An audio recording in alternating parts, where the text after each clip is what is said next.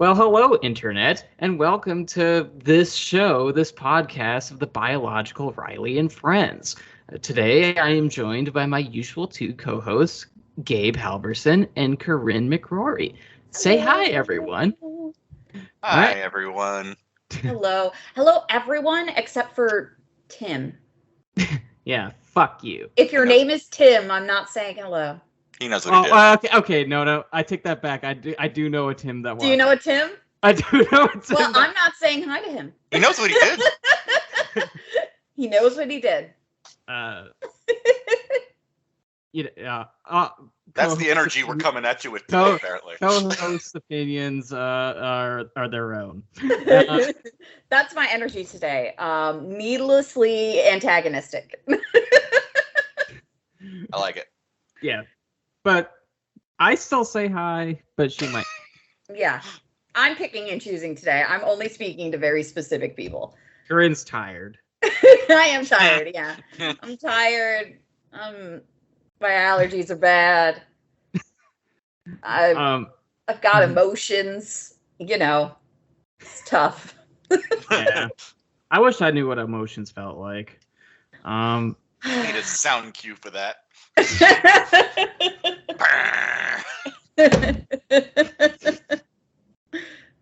All right, so we're just doing a regular hangout episode today. So we're just talking about what we've experienced lately.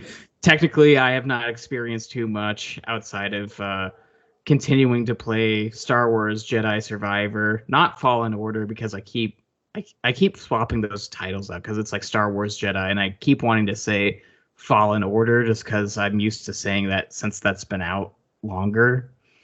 It's the other one with. But it's the other shameless. one. It's Survivor. It's Survivor. Riley, have you just been like hiding, playing Jedi Survivor, like not leaving your house?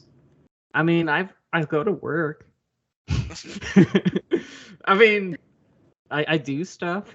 I went to Chicago the other weekend. Okay. As long as you're doing other activities too.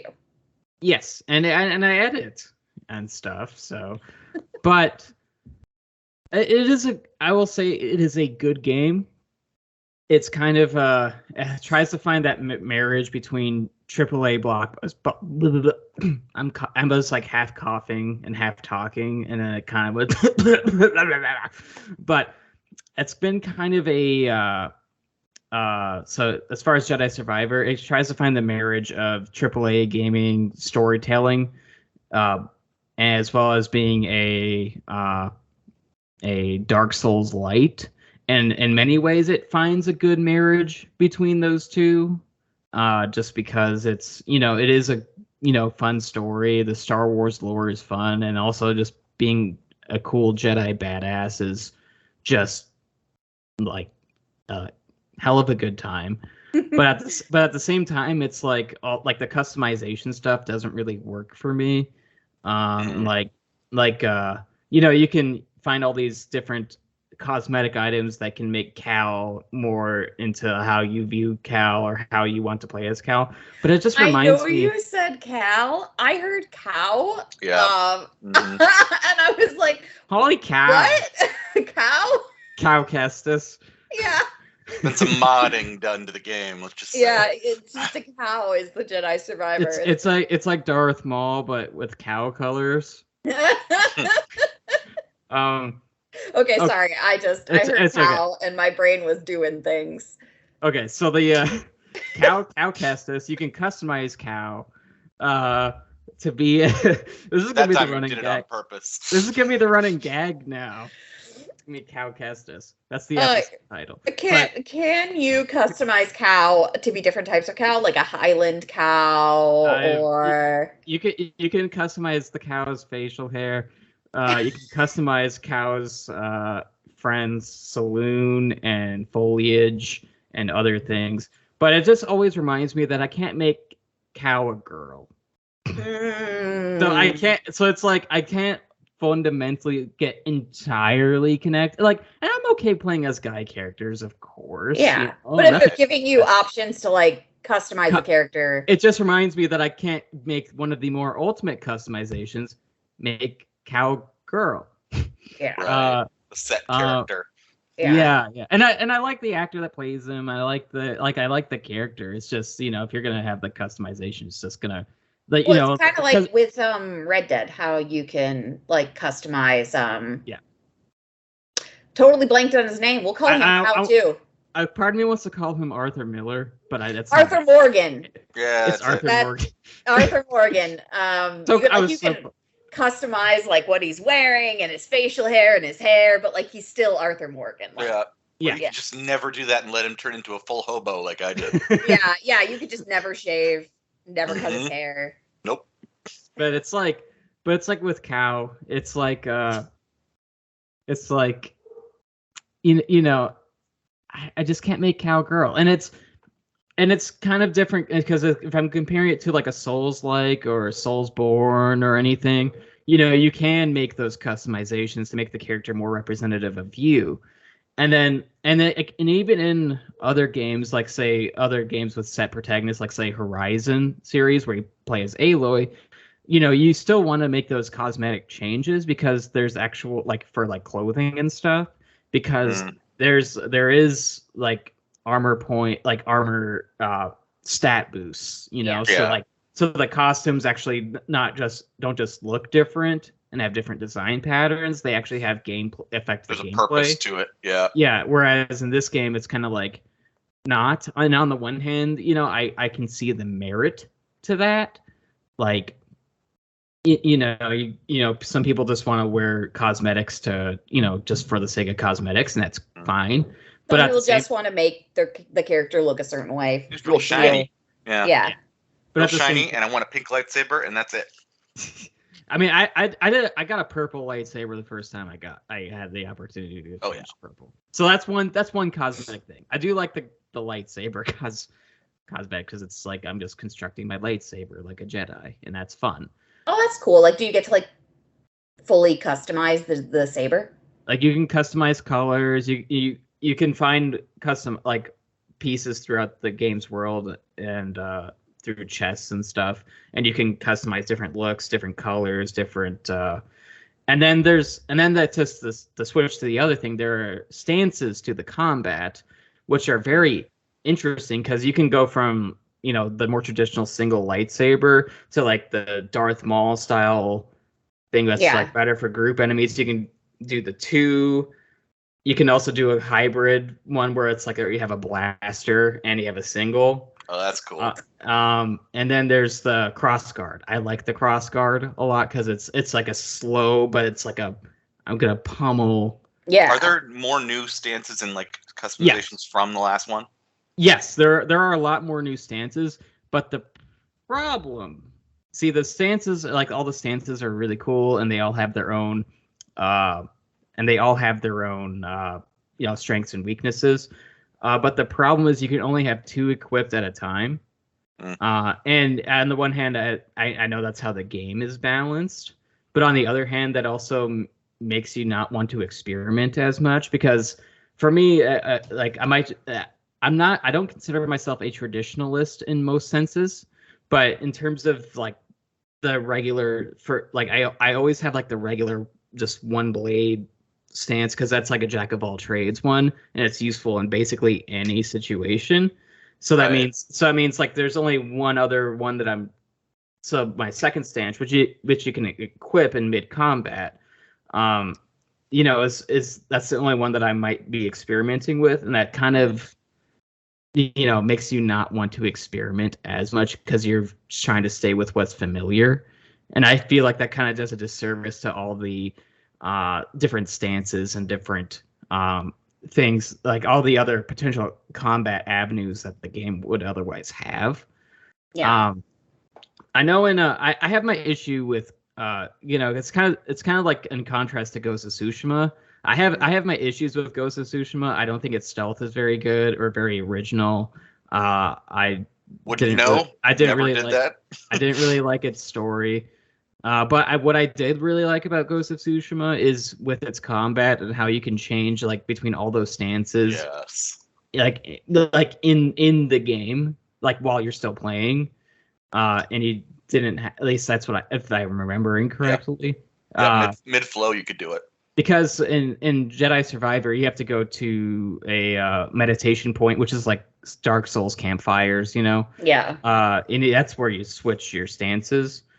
But in Ghost of Tsushima, you just you hit a button or something, and you do something, and you can switch to a totally different tactical stance, and it makes you want to explore all of those stances. Whereas in Jedi Survivor, you're kind of it doesn't necessarily want like. I kind of understand like for a realism standpoint, like why they did it that way, because like the different stances it seems to require different equipment. Like you need to have a blaster for the one stance, and you need to have like a double-sided lightsaber for the other one, or you need to have two lightsabers for the other one. Right. But I feel like they could have broadened it and done like 3 styles, because you could have like a combination of things on you.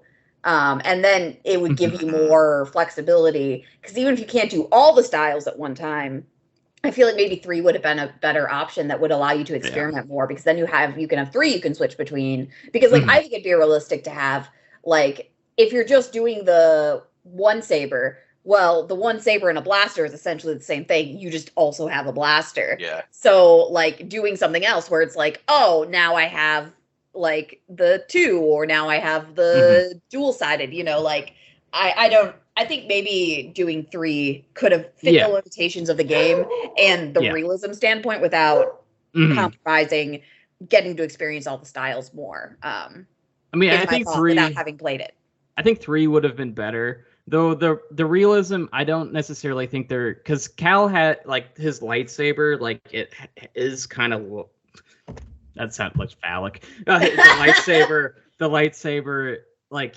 like when he switches for, like if you do the dual wield, like he'll pull the lightsaber, like the other lightsaber out of his other lightsaber and then do it. Or like if you do, so like they already have it set up. Right. Exactly. Then I don't know why they can't. And he has other gadgets. And he has other gadgets too. Like you do have like a grapple hook kind of. Yeah. Well, not it's like a, for specific puzzles, specific wall running stuff. Yeah. Right.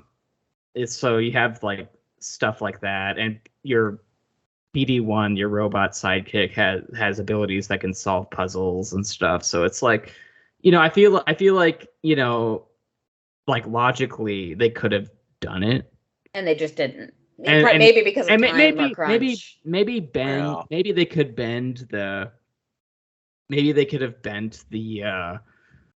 The lightsaber is acting a bit more transformery than normal, but this is Star Wars. You can play fast and loose with any sort of. Yeah. At least you should. Some fans will disagree, but I think they're wrong. But Star Wars is about feelings and the story in the moment. Yeah. And I love the first one though. So I mean, what would you say the big changes are, like in terms of games, or from the first to the second? Because I'm gonna play this one. I mean, there's a lot of things that are better. I mean, like the despite my complaining about the stances, the stances are pretty cool. Like if you do end up trying to explore with the other not more non-traditional ones, so those are pretty cool. The platforming and adventuring stuff is much better. Okay, because that was the weakest part. That had some problems in the first one. I mean, there's still some issues where it's like I die in goofy ways, but like for the most part, it feels like a more modernized action adventure game rather than like a Jak and Daxter PS2 era platformer. And don't get me wrong, I love my Jak and Daxter PS2 era platformers. Who doesn't? But it's also kind of silly. It was also kind of silly playing Fallen Order, and it's like platforming was like 2 generations dated. It's like someone just took platforming and just went into the game with very little consideration of how it would work with the controls. This is much better. Like adventure gaming, platforming stuff, much better. Wall running is of course still pretty awesome because it's from the studio that made Titanfall. Gabe and the magic disappearing coffee. Bird cup. But that's it's like one of the glitches in the game where the coffee is just moving around, or the beer is moving around the guy. But it looks like that's not a glitch. That's the Force. I told you last time. was intentional, and we're sticking with it. It was just Cal Kestis fucking with people. Yeah. Sorry, Cal Kestis. Cal Kestis, yes, his name is Cal. I'm gonna play this game eventually because I loved the first one. So I mean, there's other really cool stuff with it too. I mean, there's like side quests and semi-open level design. So there's lots of stuff to explore. Oh, I love exploration. Yeah, and you can tame animals, and like sometimes you can ride them to get across larger areas of land.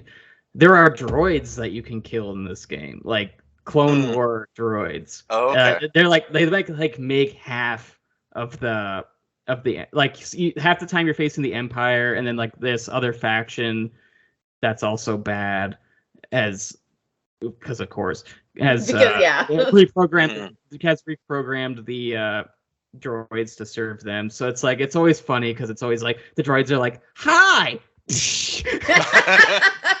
It's like, I love shit like that. Like that kind of stuff makes me laugh so hard.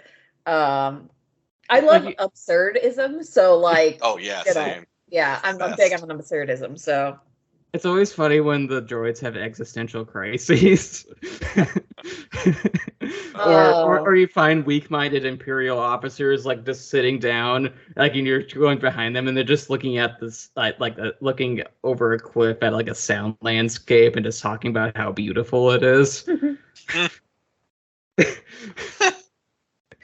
I was just gonna say something. The droids like being really happy and then killing you. It reminds me of Fallout New Vegas. Yes. Oh my god. Yeah. With what's his name? I can't remember. The cowboy droid. Yeah, I know exactly who you're talking about. Cowboy droid.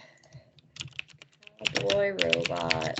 That is probably the other game I put way Victor. Of course. I put so many hours into that. Yeah. That's what it just reminds me of, because like you can, take over the army of Victors. And but you could also piss off Victor. So if you piss off Victor, apparently he chases you forever. Yes, he does. I did it. Yep. Yeah. He smiles and laughs and shoots you. Yeah. Yep. If there's a bad thing to be done in a game, I've done it. Does that make you excited for the new Fable? It really I am so excited for the new Fable. They introduced it with Richard Ayoade, who I love in anything. I saw the trailer and I was like, oh my god, it's Fable. Fable's back. I love Fable. I loved Fable. I've beaten all the Fables except for the first one.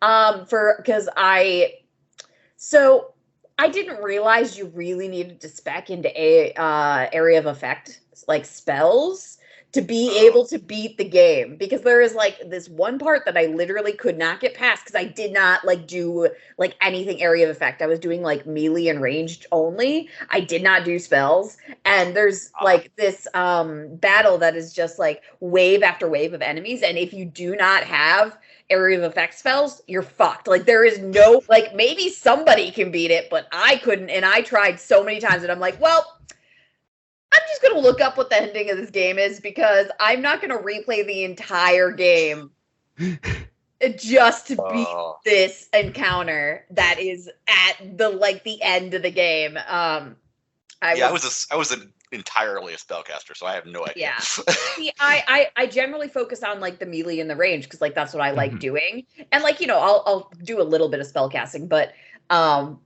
yeah, thankfully they fixed it in like the other games, and you didn't have to do one specific thing to be able to beat the game. I think they just assumed everybody would spec a little bit into magic for the first one, and I'm even when you're fighting the Heartless in the third one. Yeah, I was just like, I didn't spec into magic. I don't do the magic. You just wanted to be a swashbuckler. I did. I wanted to be a swashbuckler. And so I was fucked. But yeah, I really like those I'm games. excited about what's going to happen with that. I always love having 1 million spouses. Oh yeah, oh my god. My character was, the fact that they tell you your STDs is a dangerous thing. Yes. It's like, what have you done recently? Oh, it says it's right there. I've done horrible things. It says so. Yeah. Oh, I always have so many spouses. There's an achievement. I can't remember what fable it is called Henry VIII, and you can assume what happens next. I did it. I got it. Yeah. It's. I don't know. Like, there's problems with those games, of course. They're so much fun, though. But they're so fun. Like, I just hope this one lives up to the fun aspect. Like, it can have problems, it can have glitches, it can not even necessarily have a great story. I just want to have fun, and that's always what Fable's been. It's a fun game. Yeah, even the third one, which was really problematic, it's so fun. If you just play for fun. Yeah. I outlawed beer in my kingdom. It was hilarious. They got so mad. I think. Oh, go ahead. Oh no, I was just saying, like it's just they're fun. Like they are fun time sinks. Oh yeah. Like I have a soft spot towards Fable 2. I mean, it's a good game on its own, but I also have like that soft spot due to the gender bending spell. Oh yeah, the potion. Yeah. Because like I played the game as a guy because at the time I was like in total denial. It's just like I can't play as girls because say something bad about me or something, just just like that, lots of shame there, lots of guilt and lots of self-loathing. And so it's like the first time I beat the game, it's just like, oh, do you want to do it? It's just like, you want to take that potion? It's just like, no. And so then I left the room, and that means the potion is worthless now. It doesn't work. So I was like, shit, I really wanted to do that. I replayed the whole game just to get the potion and just change it. Even though I could have just played the game as a woman, I was just like, I want the gender bender potion. I'm trans as shit. I remember that. I didn't know what, I didn't know what was trans at the time. I was like, I'm gonna do that. I just always have so much fun making like the buffest fucking lady, like just because like I'm always specking into like melee and range. So like when you spec ranged, you get tall. When you spec melee, you get buff. So like I just end up this like tall buff lady, and I'm like, yeah. She's gonna wreck house. Anyone else buy everything and become a slumlord in the game? Yeah. Oh yeah. That series, it's great. I can't wait. It is. I'm very excited. I'm like I just want it to be good. I want it. I don't even need it to be like good. I just need it to be fun. I just want to have fun. It's the Fast and Furious of games for me. Just make it fun. Yeah, just make it fun because it's always been fun. Like there's always been this overarching story, but like you spend half the time doing fucking ridiculous bullshit. You could just sit there and eat pies. Like I mean, I think that kind of fits with like Fable as like this, like because it has like the Peter Molyneux effect. Where it's like where he overpromised the moon, but he still, but but its legacy is not like the promises that were broken. Well, it kind of is, but it's in essence like the real thing that people still go back is just the silly, goofy shit. Exactly. Well, and like the fact that the series is called Fable, like it makes all the fucking goofy shit you can get up to make complete sense because like. This is a fable. You are playing a fable. Like you're playing the story that someone is telling their grandchildren, hundreds of years from now. So like just a bunch of random goofy bullshit happens because it's a fable. Like and then he outlawed beer. And then they outlawed beer. They were so mad. Like they had 20 wives. Like under the context of someone telling a story. That kind of makes more sense. Yeah. If they wanted their children to stay away from alcohol. Yeah. Yeah. Like, I was the king and I said, no beer. No beer. And then they sat and ate 20 pies. Because they could. Because they could. Like, and I think as long as Fable stays true to the silliness of it, I think it'll be good. I worry it'll try and take itself too seriously. I hope it doesn't because I actually don't think that. After seeing the trailer with Richard Iwata, I'm like, oh, they know. Yeah, the trailer was good. I hope they live up to the trailer because, like, the trailer had the perfect mood. Like, it was wonderful. Perfect it was for wonderful to see Richard. And hear Richard. And like that was like the perfect tone for the trailer. So like, I'm just hoping they don't backtrack. Like they stick with the tone because that was perfect. Stay with that. It's supposed to be fucking silly. It's a silly series full of silly shit happening, and you get to do ridiculous things while also saving the world. Hopefully. Or not. Or just being an asshole. Yeah, you could just be an asshole, or you could wreck the world. You can choose, which you do, or you could just fail really hard because you got too busy eating pies, and having spouses. And then your spouses find out about the other spouses, and they're not happy. Oh God, I remember this. There's one. I think this is one of the funniest gaming memories that one of the spouses found out about one of my other. I don't even know if it was a spouse at the time. Might have been a prostitute, and she walks into the encounter right as the sex encounter starts, and you can hear her go, "What in the hell is going on here?" And then the sex encounter starts. Like, this is the angriest threesome in history. I'm like, wow, this game. That is just it's like these games are kind of like the Saints Row of fantasy, you know? Yes, like exactly. It's just fucking goofy bullshit. Like it's adult to a certain extent, but it's like has the humor of like a teenager, you know? Like Exactly. Yeah. That was probably the only thing I saw recently announced that I'm like super stoked. I need to see more from everything else. Yeah. Fable. I saw the Fable announcement. I was like, yes. Of course, Starfield. I'll be interested to see what happens with that, but I'm gonna wait. I'm interested to play it. I'm not necessarily excited. No, same. I think it's gonna be troublesome at launch, even though it's been delayed. Well, I don't know if it was Microsoft. It was either Microsoft or Bethesda. They're like, yeah, this is going to be the least buggy launch game that Bethesda's made. And I'm like, that's a bold claim. Yeah, that's a bold claim before launch. Remember Bethesda. Remember who you are. And remember that's your roots, Bethesda. Don't stray too far. And that's even before we talk about Fallout 76. Oh like, my God. You know, and it's just thinking about buggy launches of the games that people actually liked. I know, like Cyberpunk. I loved that game. Nobody else did. I did. My friend Miles absolutely loves that game, especially now that they've kind of fixed a lot of the issues. Like I'm gonna get the DLC. I'm gonna play it. Yeah, I've heard it's good now. It's one of those games it's up my alley. I need to play it. I'm waiting for like, you know, the Everything's Fixed Game of the Year edition. Sure. Like I mean that's entirely fair, especially considering, you know, all the baggage of the whole thing. Oh, I get it completely.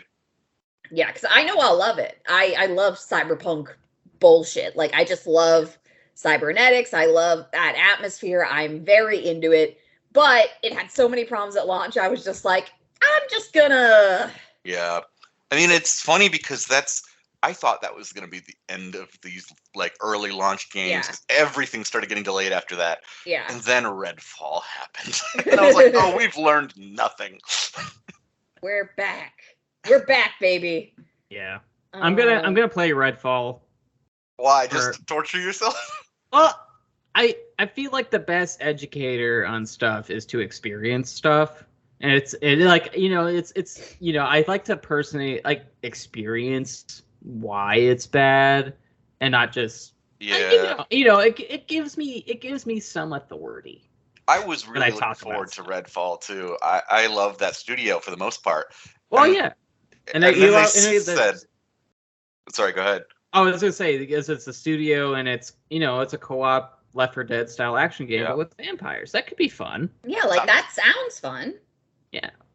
And then they had the announcements about like, oh, it was so bad behind the scenes they were hoping it would just be canceled. I was like, oh. Oh no. Yeah. Real bad. That's really bad when you're just saying like, hey boss, look what I'm doing at my work. Please say it's so bad and cancel it. Please cancel this so no one has to see it or experience it. I think it's just another lesson that a lot of times, whether it be in studio or like an outside mandate, that studios should just sometimes, more often than not, stick to what they're good at.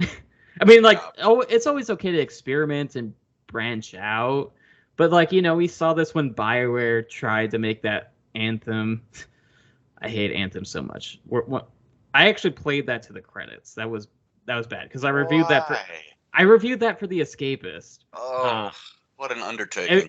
It was the most generous 4 out of 10 I ever gave. Oh dear. But it's like, BioWare shouldn't make a live service multiplayer game. They should make RPGs, which is why I'm kind of glad that Dragon Age 4 is not going to be a live service anymore. It's just going to be a traditional BioWare RPG, which is, just good things. Sometimes studios should just stay with what's in their wheelhouse, what they know, and it's okay to experiment, but also, I mean, there's a lot of risks. Anthem was a thing where they were forced to make it too, wasn't it? It wasn't like they wanted to do that. They were in an environment where the EA was like, oh yeah, you can go for that. But I think if I recall correctly, a lot of Anthem was actually, that's something that BioWare kind of wanted to do, I think. But I mean, I think they saw the live multiplayer, online kind of stuff as the way of the future, because so many popular games at the time were doing that. I mean, they still kind of are. And they still are. Like, it is still huge. And so I think they were like, well, we can do that too. Yeah. Yeah, I get that. Yeah. I mean, with Destiny, as flawed as Destiny is, it's still a first-person shooter, and Bungie knows how to make first-person shooters. Yeah. Whereas, the gunplay in that game is the best I've ever played. Yeah, the gunplay in those games are good. I just don't like some of the design because they're designed for live services. Yeah. They're like they're designed for the MMO FPS crossover hybrid genre, whatever you want to call it. But with BioWare, it's like they make RPGs. I mean, with Mass Effect, they had some solid combat, sure. Yeah. Especially by the time they made Mass Effect 2 and Mass Effect 3. But, overall, they're, BioWare is not an action game studio. They're a RPG studio with action game elements. Right. That does not necessarily make for what they designed Anthem to be, which was a action-adventure live service game with RPG elements. Just minor RPG elements. Yeah, if they had found, I think maybe they needed to just do a live service RPG game with action elements, and that would have that could have been better. Yeah. Yeah. If they would have been more because there are World of Warcraft. Yeah. Right. There's plenty of because I'm trying to think, MMOs were the live services before they were called live services. Yeah. So there's plenty of examples of Final Fantasy 15 took off huge, or not 15. What is it? 14 took off huge. Yeah. And what's it called?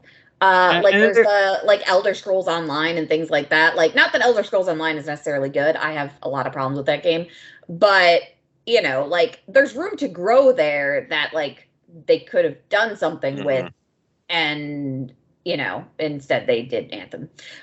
Though the BioWare also did do Knights of the Old Republic, the MMO, so maybe they were because kind of wanted to just try something different. Yeah. Just because the Old Republic MMO was okay. I was into it for a while. But it ended up having the problem that a lot of MMOs have, where the economy breaks really fast, and then you're fucked because everything costs $1 million. Yeah. I'm not really super MMO familiar. That's fantasy inflation. Yeah. Fantasy inflation happens. The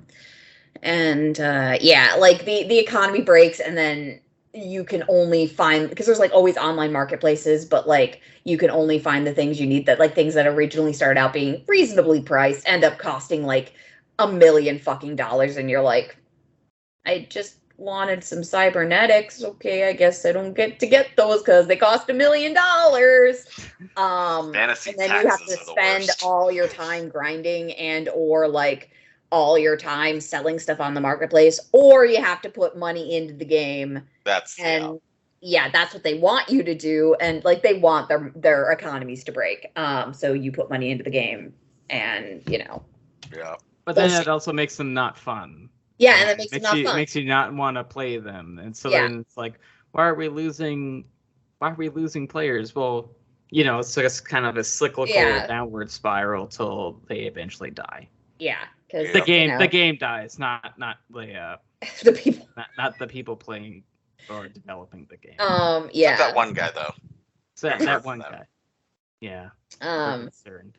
I just a very brief rant on Elder Scrolls Online.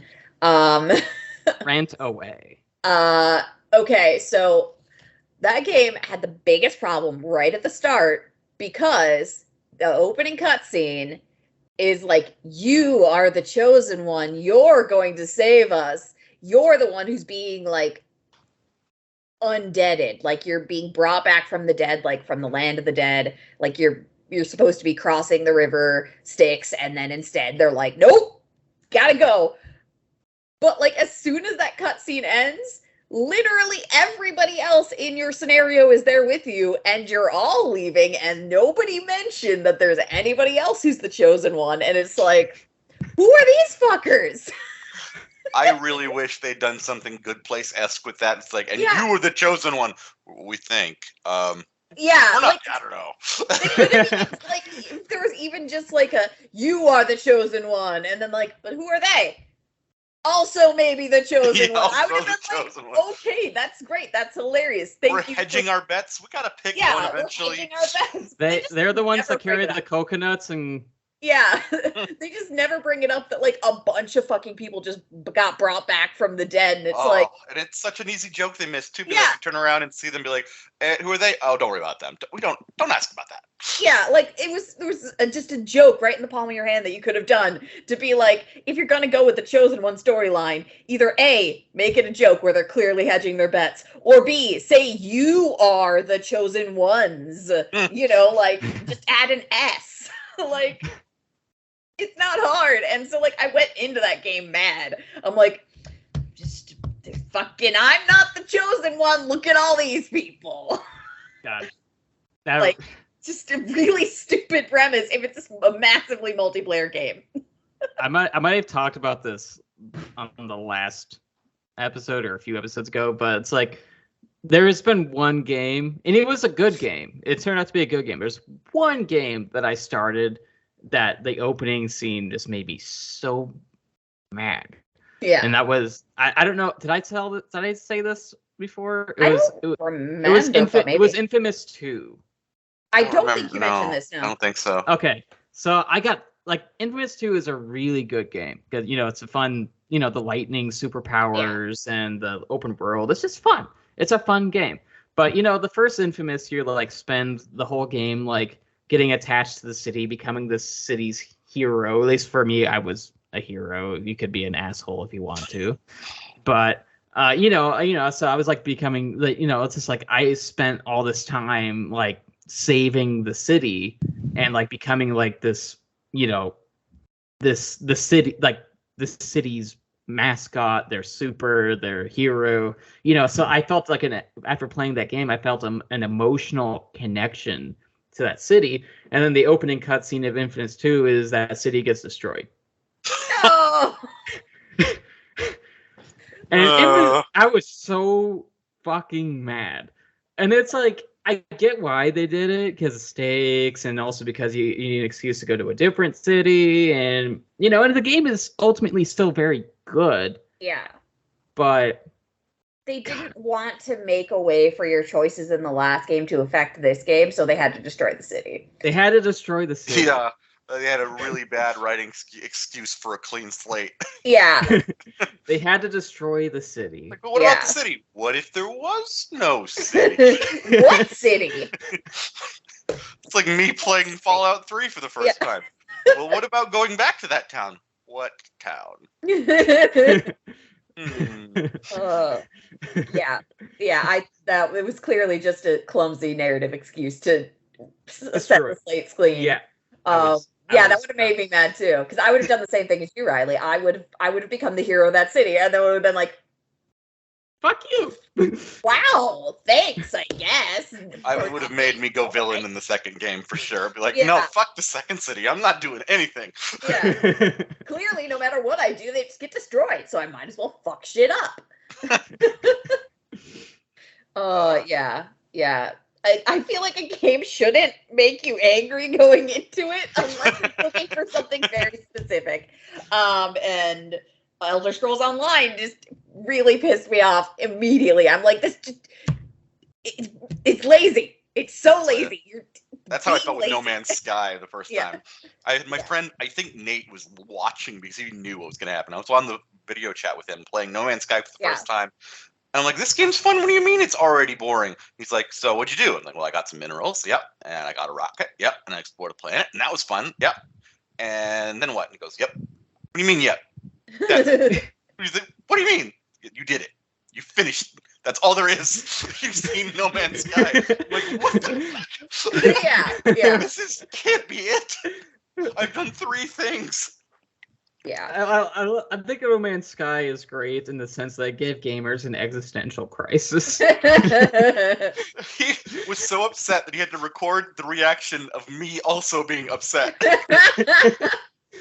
It's like, this is the worst. I cannot believe I've done this and was so happy. It's like, this is really fun. He's like, yep, give yourself about 10 seconds more of that before it sinks in. You've done it. You've completed the 10-second tutorial that is also the game. I've heard it's good now, but I am a little bit bitter. Yeah. Well, if it takes, years to be good, that's also a problem. Yeah. It's I can't like spend Cyberpunk. money It again. has baggage. Yeah. I'm sure if you jumped into it now without having played it the first time, it would be great. Yeah. That's why I'm tempted to. Yeah. See, that's why you wait for the director's cut patch, Game of the Year edition. That'll never get Game of the Year, I don't think, but I don't know. I mean, a lot of studios say Game of the Year edition before like a bunch of nonsense games that have no business with having a Game of the Year in the title. I never paid attention to that. I just assumed that meant the DLC version. Yeah. I wouldn't be surprised if Dark Sector had a Game of the Year edition. Oh my god, Dark Sector. Fucking game. I beat that game. You know the story behind this. I had been grounded and I had found they'd taken every game, and then I found Dark Sector had been thrown into the corner somewhere and forgotten about because it was Dark Sector. So I spent my time grounded playing Dark Sector and was still mad. You were still being punished. Yeah, it's the only game I had, so I played it. It's so bad. I wish you're almost like, is this worth it? Did I play just nothing? That game proved to me the other thing I have a problem with in games anymore is open world problem, which is like, okay, Tears of the Kingdom is great because of the open world, but here's why you should not try to be Tears of the Kingdom. It's the most impressive open world I've ever seen in my entire life of playing video games. Not everything needs that. If you can't give me a 10 out of 10 with new cool things every time I see something, then don't. Because I'm going to hate you. It's just so much space. Yeah, actually, don't make an empty open world. Yeah. I can't stand that. That's a trend nowadays. Halo Infinite. Yes, exactly. I like Halo Infinite. Like, me too. I liked it. Playing it, but like I'm actually scripting a video on this. It's about how it has no replay value. None. Like, Halo, it was good that one time I played it. Like when I played through it, I had a good time. But like unlike more linear Halo games where you just kind of want to keep playing it over and over again, as well as the fact that split screen co-op, online co-op, and all those things make you want, and like all the skulls and all that stuff, and like the stuff, and it's how it's this really well paced story, just makes you want to replay the game. And then there's Halo Reach, which had the really good progression system that carried over into both multiplayer and campaign and firefight. God, I love Halo Reach, but like with Halo Infinite, it's just like, well, once you're done, it's just like, well, you could play it again. The gameplay is fun technically, and now you can play cooperative, but you know, it's just like a lot of the gameplay is just recycled, same type of bandit camps, same type of assassination, and same type of other bullshit that you see in most other open world games that are just really tired and played out these days. So there is this minimal replay value to want to go back to the game. Yeah. In that vein, like, I thought a game that made environments that felt open but weren't really well was Deus Ex. Deus Ex, not the newest one, but the one before that. Because Mankind Divided was the newest one. And what was it, like Human Revolution or something? Human Revolution, yeah, Human Revolution. Because Deus Ex Human Revolution was a really good game. It had environments that felt open, because you had like different cities that you would go to at different points in the story, and those cities were well fleshed out cities. But like as you unlocked like abilities, you unlocked different places you could go and like different things you could see. Like you could, like, you were just walking the streets before, now you're on top of the city, you know, like you can go through that wall now, you could never go through that wall before, you know, like all these different things that you could do that made each city feel alive and open, even though it had its boundaries. Like there was definitely areas you couldn't go, like there was various shops and things you could not enter, but there was enough shit going on that like clearly was things you could do, and enough things that unlocked over time that it made the cities feel like real changing places that were like, they felt open even though they were clearly constrained. And it was one of those games that I, you know, would just go back and play because like you get the customization option of how you build yourself. It has a pretty damn good story, and you get the open world feeling without it being empty, because it's not actually open. It's a well planned out area that's just kind of big. Like it's just kind of big. Yeah. It's big and it has levels, but like it's planned out and there's things to do, and it's not actually open, you know. I kind of can't stand this because the biggest thing for me is there's two ways to end a game. Usually you either end a game hating it and wanting to be done with it and pushing through to finish it, or you're like, oh, I beat this because I've done everything and I love this. I've never had that second feeling from a lot of these like open world games. Like Assassin's Creeds have always ended with me raging at the controller. Like I've seen this world and I want to be done and I will never play it again. And I liked it, but it's like too much. Yeah. I feel like games really need to either make their open worlds interesting and 10 out of 10, or they need to stop making everything open world. Not everything needs to be open world. Just make good set pieces.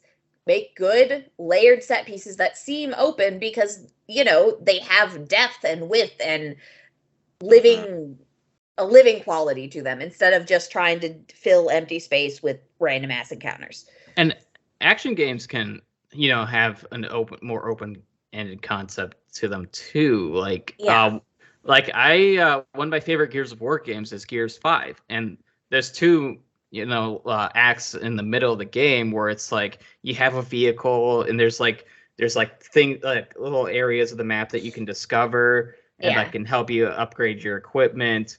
And they have like their own like game action set. Like then once you go into them, they're like their own linear action set pieces. Yeah. Missions, and you know, you do the combat and you have a good time, but then you go out of it and you go explore more, and then you can do that's kind of like the idea of like having like an overworld, you know, like you have an overworld that is open, but then you have the individual set pieces where things actually happen, and like that is another way to make your open world not seem empty, because you don't need to plan everything. You can still just go out and explore, but you still have places you go to get the story, to get the game. Yeah. Because you're not just finding items and random encounters that are the same encounter every single time. The God of War games too. The recent God of War games have done a really good job with that. Oh yeah, they've done a really good job. One of the best at that. Yeah.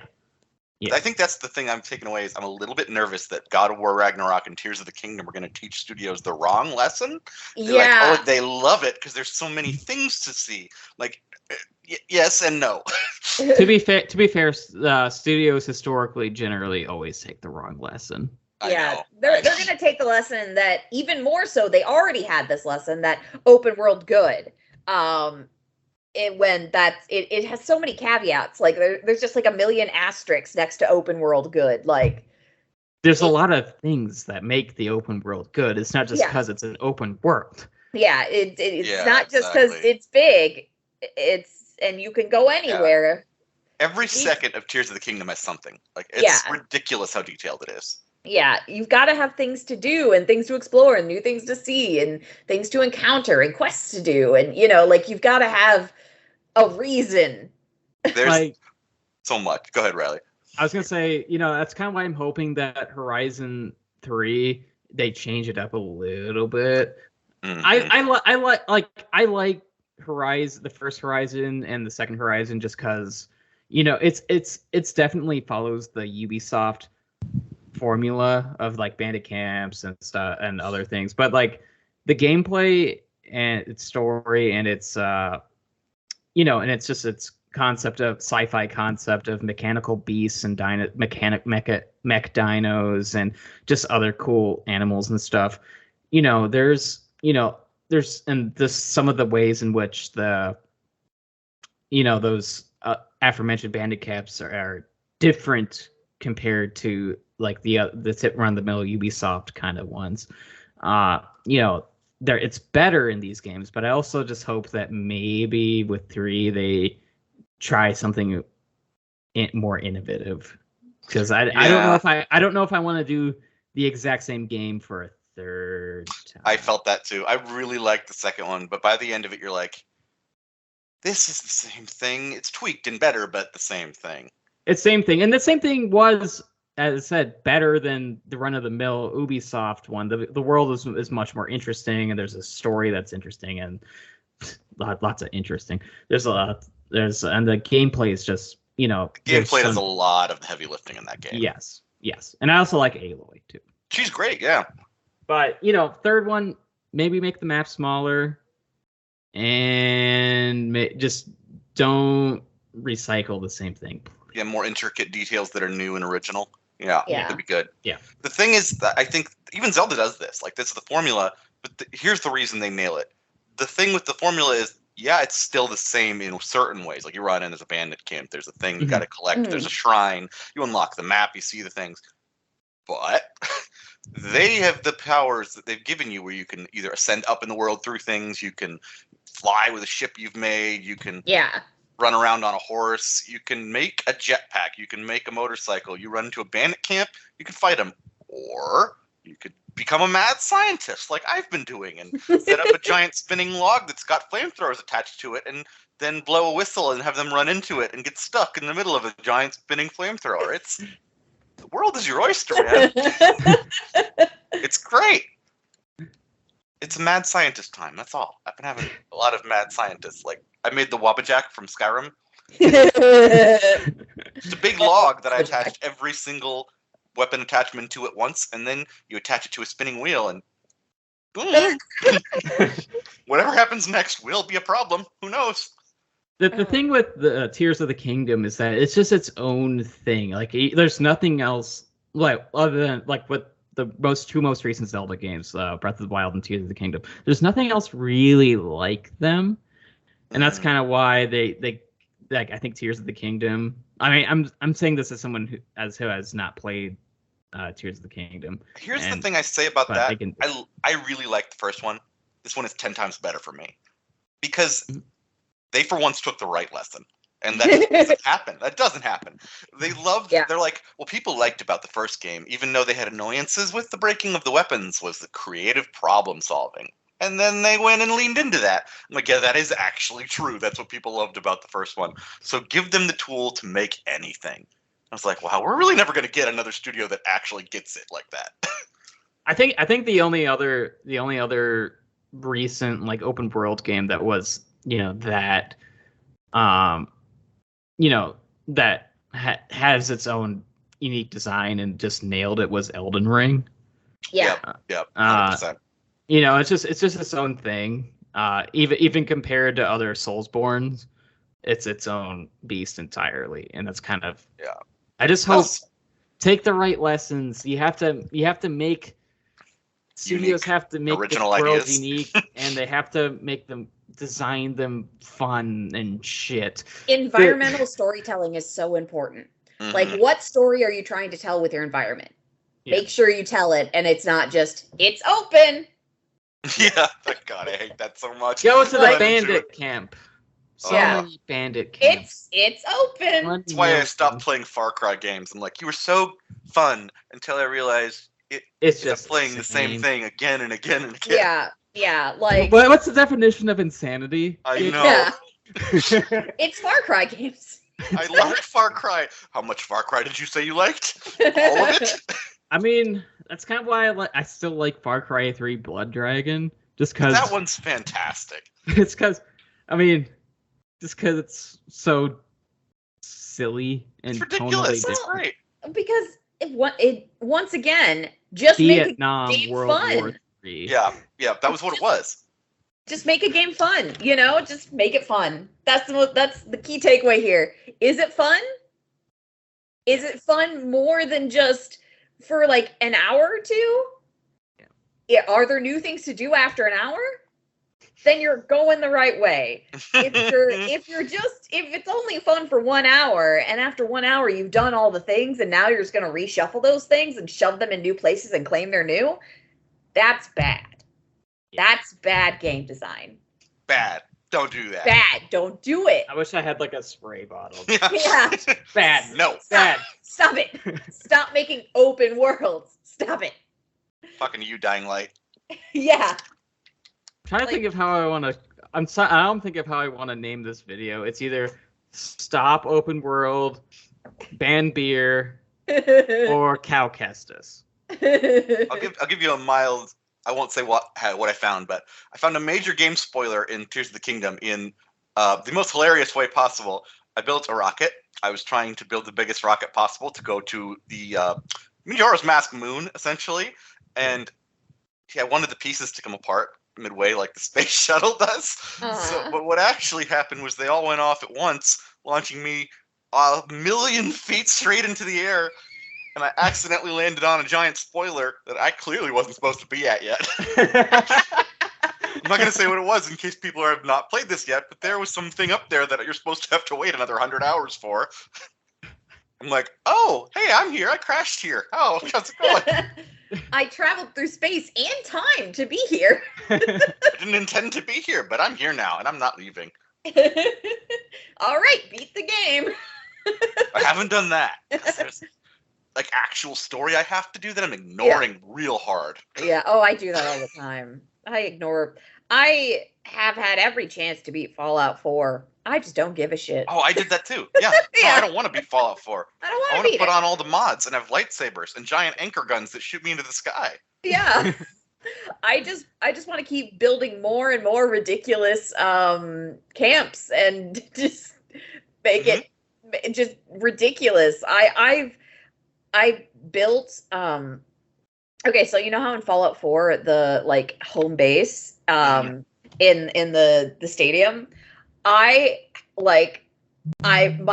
goal there is to I want to get every single pool ball so I can have a working billiards table. Like, you can't play billiards in this game, but I'm looking for perfect billiards undamaged in the wasteland. And like, it is my goal to get every number. I'm getting really close. You play video games very similar to how I play video games. Yeah, like I just make my own. I made my own goal there. And I'll find places. I'm like, oh yeah, there's gonna be a perfect billiard ball here. Got to make sure I get the right ones. And then I'll forget what numbers I have. So I'm just like, these all look great. Bring them all with me. And then I have to go and look at my pool table and be like, which numbers do I have? Okay. Now I got to try and get them on the pool table, and that is an adventure in itself. Without flinging everything around the house.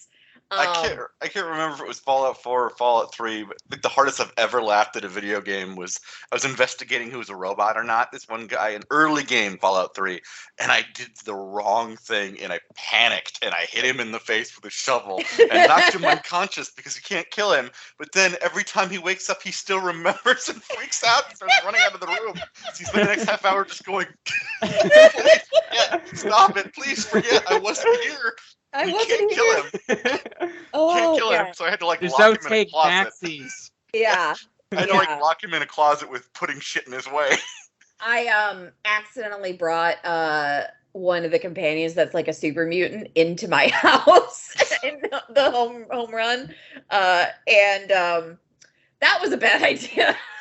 There's not enough room for a super mutant in there with the amount of items I've put in there. I have like a kitchen. I have a little living room. I have my lounge with a billiard table. I have my bedroom upstairs. He like walked in and like couldn't move anywhere. I was like, all right, so this is my home. I hope you like it.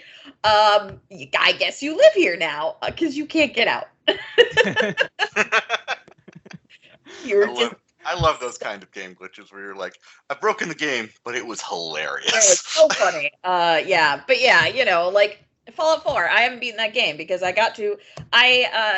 spoilers for a very old game. I got to the point where you get the memories and you have to go to the radioactive sea. Mm-hmm. Just never went there. Just didn't do it. I was just like, I don't want to. It's all the way over there. I've got shit to do over here. I need to find all the billiard balls. You're probably way OP by now too. Yeah, I'm married. I've become just like a wasteland woman. I cut all my hair off. I have a mohawk. I'm looking for billiard balls. I have my own story going on. I don't give a shit about the Institute. Someday to fuck up my shit, and then I kill them. I'm assuming that one of these days there's just gonna be someone that's gonna be try to prompt you and just go, "Don't you want to find your son?" Fuck no, I got billiards. Yeah, I'm looking for billiards. The funniest thing I've thought of while playing this is I'm picturing some NPC watching me crash a mountain rocket into the side of a skyline mountain, thinking, maybe Ganon isn't that bad. Do we need Link? What has he done? He put us in an electrical cage. He hits us with flamethrowers. He crashes rockets. I like Ganon. And it does not commit war crimes against Koroks. Yeah, there's also that. It's just so funny. It's a game having a good story is important, but if that game allows you to make your own fun, I think that is such a key point. Fallout 4, midway through, I did not give a single shit about the story because you did not have enough time to get attached to your spouse and child. It was after I killed the guy who killed my husband and took my child, I was like, I don't really care that much. I'll go find out the memory thing. Sure. Oh, my child's not a child anymore? All right, well, I guess he's not in danger then. I'm going to go try and find all the billiards. It's like the classic meme. So, Link, you're going to come rescue me, right? You're not spending hours trying to find a giant horse and naming him Bing Chungus, are you? No. Yeah. Just a game where you can make your own fun has infinite replay value. You'll keep going back to it because, eventually maybe you'll complete the story. But, if the world is fun, you're not going to want to leave. And you're just going to be like, story.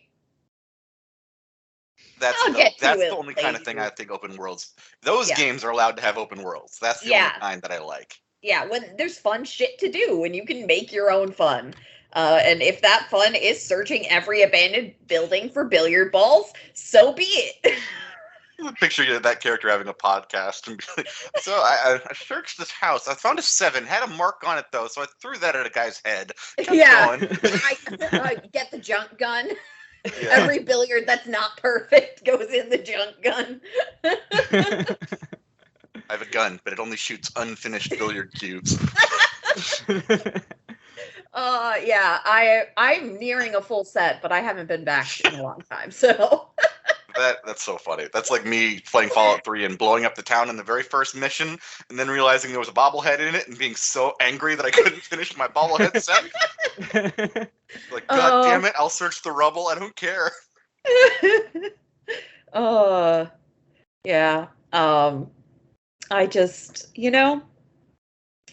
I hope Fable we can make our own fun, because it's almost certainly going to be open world-esque, and I hope we can make our own. We can still make our own fun, because that was Fable originally. It was making your own fun, doing ridiculous bullshit like eating 20 pies or having too many spouses, and then them finding out about each other, or outlawing beer. Into having sex. Yeah. Classic.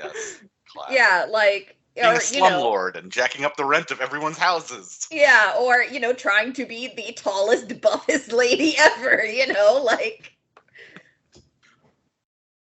The ultimate fantasy. The ultimate fantasy, just making your own fun. Well, I mean, you're doing the story sometimes, but you're also just having fun in this world, Games should be fun. I don't think that's a controversial opinion. Yes. Unless Riley has an outro idea, I have an outro idea. Okay. Try to just quickly come up with the ultimate fun game. Not good, but what dynamics would you need to make the most fun, but also possibly terrible game? Okay. Because the first one I think of, I'm stealing the one thing that I love from Tears of the Kingdom, just being able to put things onto other things. Doesn't matter what. Just super glue, but with abilities. Because that makes anything possible. I think I will say customization that matters. Like, and that kind of plays into yours. Like, customization to the fact that the things you do matter and make something new. Because there's customization that is just like, oh, now it's blue. Like... I do like my purple lightsaber, though. Yeah, it is fun to make things different colors, but like when the customization, like when you can functionally change the game or the environment with your customization, I think that adds fun and replay value. I would say making choices matter. That would be a huge one for me. Any game with dialogue options where they don't matter, I'm automatically tuning out. Yeah, you just skip through them. You're just like whatever. Like. Customization that has functional effects, choices that matter. Those are kind of like my two big ones. What about you, Riley? I would agree those are huge. Those are important things, and I would normally discuss them as like an idea, but I kind of want I kind of wanted to. They're upset that I wanted to do a different thing. I kind of want to talk about. Couch cooperative campaigns, cooperative modes, like taking players online. Like, why we loved, Gabe and I at least loved Halo growing up. Was that was like Halo was like Microsoft's version of a Nintendo party game. Just with that first-person shooter, Code of Paint, there were so many modes and so many things they could do to make people want to keep playing the game. And there was those games did also have a make your own fun, even in a linear story, even in a even in the multiplayer modes, because you can customize. Like, they eventually had map editors, they had goofy game types, they had even the campaigns, they had the skulls which you could customize. Like, like you can make things ridiculous, you can make things more difficult, you can make things funny, like the grunt birthday skull. You always want to have the grunt birthday skull, because you shoot them in the head and then confetti flies out and it goes hooray. Well, those are three. That's a huge one. So customization of matters and dialogue options and couch co-op. God, I missed that. You're right. Yeah, that's why I love like, playing Gears 5 with you last year.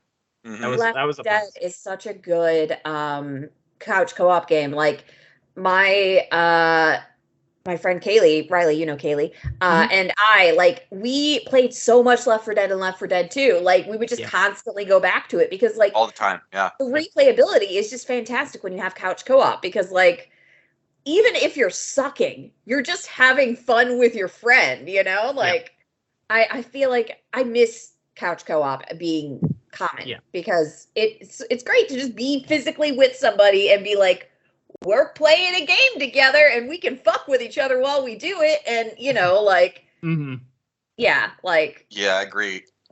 That's one of the reasons I love Divinity 2. I don't know if anyone's played Divinity 2, but it's online co-op multiplayer where dialogue matters. Yeah. Dialogue matters too much if you're playing with jackasses, but that was part of the fun of it. Be like, you run into the room and Nate is running away and the town is chasing him. We have to figure out immediately why. And that's just that's Nate for you. That was something that Knights of the Old Republic, the MMO, like, did well. It, you know, you would have like so if you were playing with like a group of people, like, you were able to like group up with people and like do encounters together, but like your dialogue options did matter. So it'd be like whoever was faster at doing the dialogue options, or like if multiple people pick the same dialogue option, like there's multiple ways they figured it out. But it was really funny because like you'd have somebody who was playing like really, really good on your team and then someone who was clearly a Sith. And like, oh my God. You're having to like compromise with each other. Like, I'm going to pick this. Well, I'm going to pick this. And then someone's like, well, persuade me. What are we going to do? Yes, exactly. And those are so funny when you have to vote on the options to see who picks what. Yeah, and then the worst option gets chosen immediately. Yeah.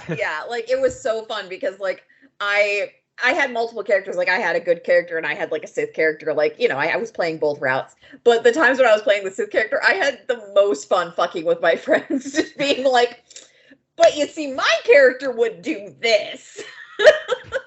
I do have a recommendation it's officially out in September, I think, either the very end of August or September. But we've played the beta of Baldur's Gate 3 like 4 times because the first 3 times we did terrible things and had to restart. Jack was not okay with the genocide we accidentally committed. And I do genuinely mean accidentally committed. I mean, sometimes a genocide just accidentally happens. He's like, we're not saved scumming you. We're living with your freaking consequences of what you've done. But there's this great bit where I accidentally opened a door and there's an ogre just having hard sex right in the doorway. And they give you a dialogue option to talk your way out of it. And it's the greatest thing because I've yet to find the way to get out of it. But I'm going to keep doing it until I find the option that gets you out of that without immediately getting murdered. I just love that they don't try to assault you immediately. The dialogue opens. I'm like, oh my God, that's hilarious. You're trying to talk your way out of this. Yeah, so in theory, there's a way to talk your way out of this. In theory. I haven't found it yet. Every time they're like, you did this again? Like, I need to know. I need to know what gets me out of this. So Baldur's Gate 3, I think you guys would like that one. It's still in early access till September 1st or end of August. But I played a little bit of it, and it was fun. So, you know, I think, I think it's on my list for sure. Make games fun, people. The only thing I would add is Easter eggs. That's the Easter eggs. I love the fourth piece to the fun category. Yeah. I love finding random shit that doesn't make sense, but it's just kind of cool. I like Easter egg environmental storytelling. Like, you don't have to find it, but if you do, like, it's either funny or insightful, or, you know, like Fallout does it a lot. It was in Portal too, like in Portal as well. Portal the series. You know, like where you would get to areas and be like, I'm learning things, or that's funny, you know, just because you managed to portal into this weird little space and you get a thing, you know. So yeah, I'd say that's definitely part of it, is because it encourages you to explore. Man, can you picture like a Tears of the Kingdom style game with like dialogue and choices that affect the way the gameplay changes around you that is also co-op. Like that's the perfect game we're describing right now. Yeah. I was trying to think of how you would design that game. I have no idea. It would be broken so fast. Yeah, it'd be very easy to break, I feel. There'd be so many stupid robots Yeah. so quickly. Yeah. I think it would be. I think it'd be one of those games where either they have to make important NPCs unkillable, or you live with the results of your actions, and you just cannot beat the game if you do something bad. Yeah, that's such a thing too. Oh my god. Yeah, like if you do something bad, sometimes you don't get to beat the game because, or at least you not in the way intended. You can end the game, but you have to make games in mind with people like me. Yeah. You got one? I was just thinking, what if Tears of the Kingdoms? Like I think I may have just discovered a new esport. Tears of the Kingdom. You build a kaiju monster, and someone else builds a kaiju monster, and you have them fight and see which one wins. That sounds amazing. You're only limited by your imagination. Go get them. Go get them, champ. That's amazing. Yeah, I would love that. Half of my robots kill me, so there's that. Yeah. I mean, it's kind of like those cage match metal machines where BattleBots where they go at each other. Let's do that, but with Tears of the Kingdom's, customization building. I don't know what the system is called, but whatever the system is called, do that. Go to town. The Ultra Hand, yeah, you just basically it's glue. That's all it is. It's glue. You take a thing and you shove it on another thing, and you're like, ah! Okay, but like seriously, this would be a great game if it's Tears of the Kingdom style building with like the goal of giant fighting robots, where it has like a match-based system, but you can also that's online, but you can play it couch co-op, and you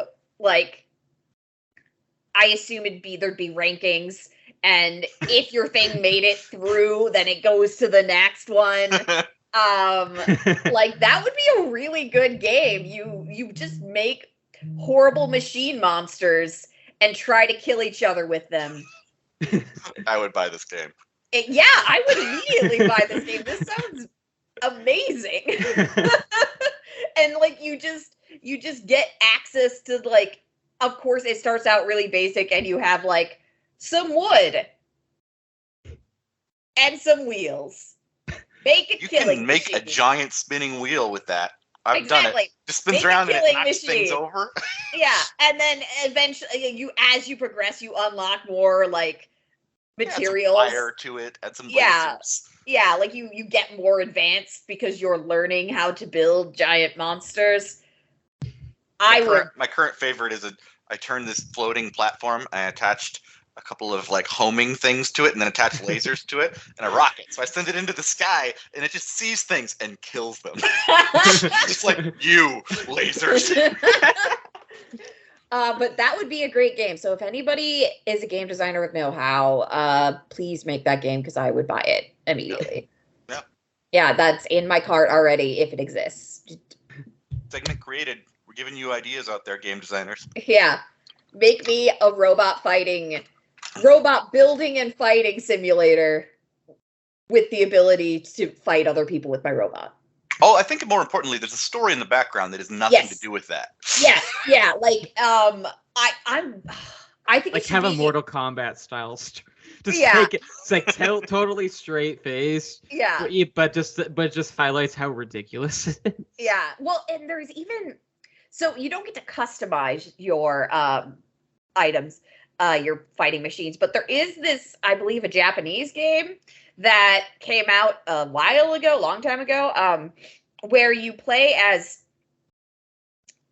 people manning construction equipment, but in this world, construction equipment are used for battling each other. And that is how you assert dominance over an area, is beating somebody else's construction equipment in Oh combat. my god. I want the rights to this area. Yeah, well, you're gonna have to beat me in a contest. Yeah, and so like the I need this. gameplay is fighting each other with construction equipment. Oh my god. Like there's a whole story going on in the background about this guy who's like trying to take over his father's construction empire, but like he keeps getting like stopped by other construction companies, and it's like this like straight face story, but then you fight each other with construction equipment.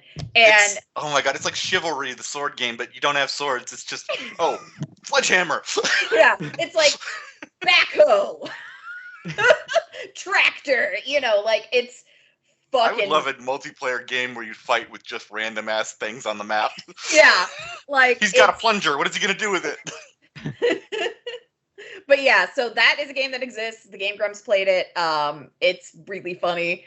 And so maybe work from there and then make a giant robot fighting game where there's like some overarching story and dialogue options. Yeah, dialogue options that kind of has nothing to do with the robot fighting, but always culminates in robot fighting. I love this. Yeah, I picture talking to somebody. I remember a time before the robots. We used to settle things with contracts and decisions. Now it's a robot fight. We were a civilized place. This is like a post-apocalyptic landscape where people just got too into fighting robots, and now they decide everything with robots. It's perfect. The president called. They want your robot expertise. It's a matter of national importance. I'm picturing God, it's a common farmer watching this. Like, oh god damn it! I'm making my rounds with the weeds. Why are you here again? Robots. Oh. Yeah, a world where everything is solved by robot fighting, please. And you get to build your own robot, and your decisions matter. But also they don't matter to the robot fighting. That's just how you settle disputes. I love it. I'm gonna have to make a bunch of new evil robots now. Oh. All right, I guess I think we've done it. I think we've done it. We've made the best game. We've done it. Is there anything else you guys want to plug? As always, I'll plug my podcast, Wham Bam Thank You Ma'am, and that is with proper punctuation. So wham, comma, bam, comma, thank you, comma, ma'am, with a little apostrophe and exclamation point because we're excited about it. You can find us on all podcast platforms, I believe. And we have a Patreon and we have a Discord. And coming up next week on Wednesday, so the 21st, we're doing a live fanfiction reading in our Discord from Community Pick Fanfictions. So if you're not in the Discord, get in the Discord. Come give me awful things to read, and I will read them sensually and with a straight face because that is my superpower. I can read any garbage as if it is Chaucer. That's what I was told recently, is that I read garbage like it's Chaucer. So I'm going to be doing that, and the other ma'ams will be there as well. It'll be a great time. And other than that, just listen to the podcast. The whole reason we're doing the fan fiction thing is because we missed a deadline to get an episode posted because we were doing a charity event, which is a good reason. Yeah, it's a fair reason. We were out of state doing a charity event for GR Trans Foundation. So I think if you're raising money for, trans foundations, I think you're allowed to miss. Yeah.